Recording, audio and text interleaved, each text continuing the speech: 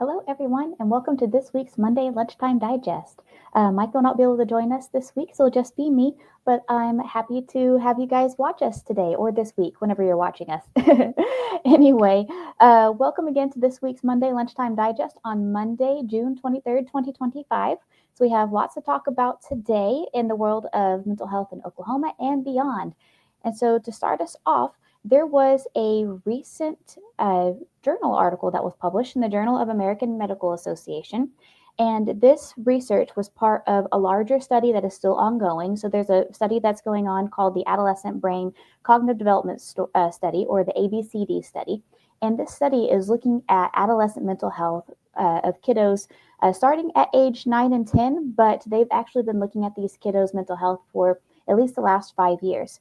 And so right now there's about 4,000 kids in this study. And the most recent article that was published from this study looks at the relationship between kiddos' social media and video game use and their mental health. And so what they found was that with these kiddos, initially they spent on average about 7 minutes per day on social media.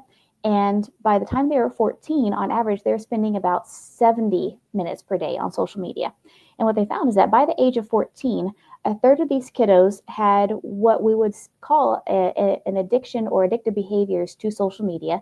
And about 40% of these kiddos had addictive behaviors to video games. And so what they found was that of these kiddos, of those who had addictive behaviors to social media and to video games, there was an increased risk in depression, suicidal thoughts, and suicidal behaviors. And in fact, those with showing addictive behaviors to social media use actually had a 2 to 3 times higher likelihood of experiencing suicidal behaviors. And so as they looked further into this study, they found that it wasn't necessarily the screen time that was leading to this. So it's not necessarily that playing video games leads to an increased risk of suicidal thoughts or suicidal behaviors. It wasn't that social media use necessarily led to an increase in addictive behaviors or led to an increase of depression, but rather it was the quality of content that these kiddos were taking in. And if they were showing addictive behaviors, those two things together really affected the mental health. And so if a kiddo is using screen time to learn a language or they're part of positive spaces online, that doesn't necessarily have a negative effect on mental health. But if a kiddo is finding themselves having difficulty breaking away from social media video game use, or if they are finding themselves avoiding real life or losing track of time, or getting on social media sites that maybe are more negative in nature or more trolling or not really positive spaces, then that's whenever it starts to affect mental health and well-being. And so I think that as therapists, especially those of us who work with adolescents, work with families, if we're starting to see kiddos withdraw from everyday life, they're avoiding hanging out with their friends, they're spending more and more time on their phone, that's whenever it's time to ask those deeper questions. And again, it's not necessarily that, oh, we need to use less screen time or we need to be on our phones less. That may or may not be true, but it's important to look at, what are these kiddos really engaging in when it comes to screen time? And, is this screen time helping them or is it hurting them? And so really interesting study. You can read more about it on NPR's website. They have a great overview. Or you can go to JAMA's website and find the full article there. And so that's what's going on in national mental health news. For local mental health news, LPC and LADC friends, we have 1 week until our licenses are due. And so if you're not aware, LPC and LADC clinicians in Oklahoma need to renew their licenses by midnight on June 30th, preferably logging into our website, to the board's website before then, making sure you can log in and can submit your hours okay. That way, in case there are any issues, the board is able to help you way before your licenses are due. That being said, we are finished up with our live trainings for this renewal season. So we're going to have live webinars starting up again in September. So we'll have them September, October, November, December. But we won't have any more live trainings before the end of LPC and LADC renewal season this year.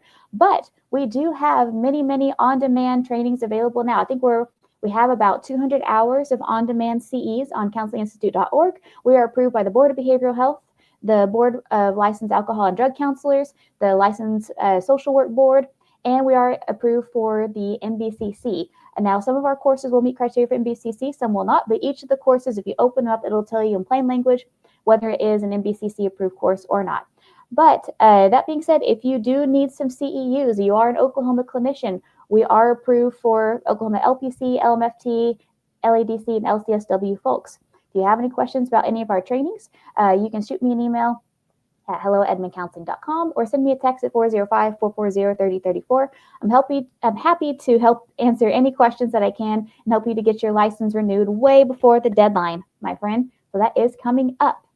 And so another thing that's coming up, so once you get your license renewed and you can breathe a sigh of relief for a little bit, we would love to have you celebrate by joining us next Wednesday. So it's be Wednesday, July 2nd for our next Whimsical Wednesday. So again, Whimsical Wednesdays are going to happen the first Wednesday of each month. It's going to be from 5:30 to 7 p.m.